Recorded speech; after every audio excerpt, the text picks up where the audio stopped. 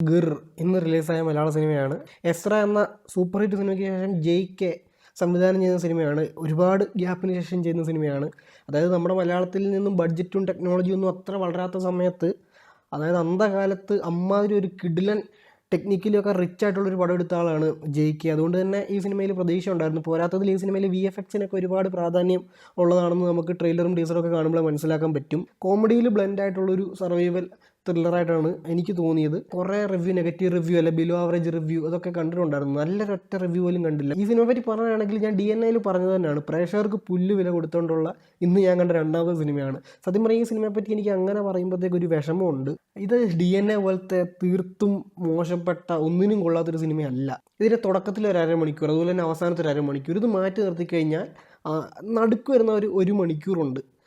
സൂയിലെ പോർഷൻസാണത്. ആ ഭാഗം വളരെ എൻജോയബിൾ ആയിരുന്നു എനിക്ക്. ഞാൻ ഒരുപാട് ചിരിച്ചതാണ് ആ ഭാഗത്തൊക്കെ.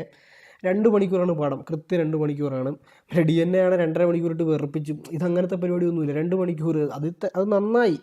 കാരണം അതിൽ കൂടുതലൊന്നുമില്ല. അതിലേക്ക് ഞാൻ വരാം. പക്ഷേ ഞാൻ പറഞ്ഞത് ആ സൂയിലെ പോർഷൻസ് എനിക്ക് ഭയങ്കര എൻജോയബിൾ ആയിരുന്നു. അവിടെ അതിൽ ഇവർ രണ്ടുപേരും പെർഫോമൻസ് ആണ് എടുത്തു പറയുന്നത്. എസ്പെഷ്യലി സുരാജിനെ പുള്ളി കോമഡി ഈ അടുത്ത് കുറച്ച് ട്രൈ ചെയ്തിട്ടുണ്ടെങ്കിൽ പോലും പഴയ ഒരു ലെവലിലേക്ക് ഇളകിയൊക്കെ ചെയ്യുന്ന പോലെ എനിക്കിതിലാണ് ഫീൽ ചെയ്തത്. കുഞ്ചാക്കോനും നല്ല സപ്പോർട്ടിങ് ആയിരുന്നു, അടിപൊളിയായിട്ടുണ്ട്.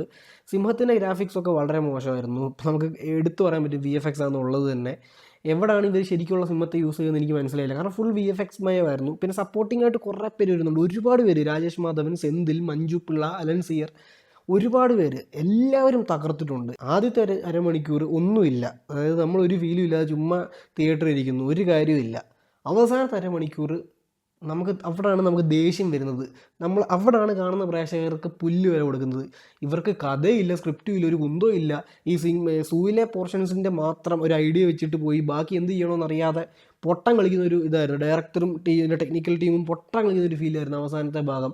പ്രത്യേകിച്ച് പാട്ടുകൾ, ബാക്ക് ടു ബാക്ക് പാട്ടുകൾ, വെറുപ്പീര് പാട്ടുകൾ, ഒരു കാര്യമില്ലാത്ത പാട്ട്. നീ സൂപ്പറാടാ എന്നൊക്കെ പറഞ്ഞ പാട്ട്. എനിക്കിത് കേട്ടിട്ട് പറയാനുള്ളത്, നിങ്ങളാരും സൂപ്പർ അല്ല. ഒരു നിലവാരമില്ലാത്ത രീതിയിലാണ് ആ ഭാഗങ്ങളൊക്കെ പോയിരിക്കുന്നത്. ഞാൻ പറഞ്ഞില്ലേ, അപ്പം ആകത്തൊക്കെ ഒരു കൂതറപ്പടമാണെന്ന് എനിക്ക് പറയാൻ പറ്റത്തില്ല. പക്ഷേ അവസാനത്തെ അരമണിക്കൂർ കൊണ്ട് ഇതൊരു കൂതറയാന്ന് പറയുകയും ചെയ്യും. ആ ഒരു ഫീലാണ് നമ്മൾ ഇറങ്ങുന്നത്. ഞാൻ എപ്പോഴും കരുതുന്നതാണ്, ഞാൻ പറഞ്ഞിട്ടുള്ളതാണ്, നമ്മളൊരു സിനിമയുടെ ലാസ്റ്റ് പോർഷനാണ് അതിൽ ഏറ്റവും ഹുക്കിംഗ് ആയിട്ടുള്ളത്. നമ്മൾ അത് ഇറങ്ങിക്കഴിയുമ്പോൾ നമ്മൾ ആദ്യം അതിനെപ്പറ്റി സംസാരിക്കത്തുള്ളൂ. ഇതിൽ ആ ഭാഗം കംപ്ലീറ്റ് ഫെയിലിയറാണ്. പക്ഷേ ഇടയ്ക്കത്തെ പോർഷൻസിന് വേണ്ടി നമുക്ക് ഒരു തവണ കാണാം. തിയേറ്ററിൽ തന്നെ എന്നല്ല, OTT ഒക്കെ വന്നു കഴിയുമ്പോൾ ജസ്റ്റ് ഒന്ന് കണ്ടു നോക്കാം. സർവൈവലോ ത്രില്ലറോ പരിപാടി ഒന്നുമില്ല. കോമഡി ഉണ്ട്, കുറച്ച് രസകരമായിട്ടുള്ള കോമഡിയും കുറച്ച് നല്ല പെർഫോമൻസുകളും ഈ സിനിമയിലുണ്ട്. അപ്പോൾ ഈ സിനിമയ്ക്ക് എൻ്റെ റേറ്റിംഗ് 2.5 ഔട്ട് ഓഫ് 5 ആണ്.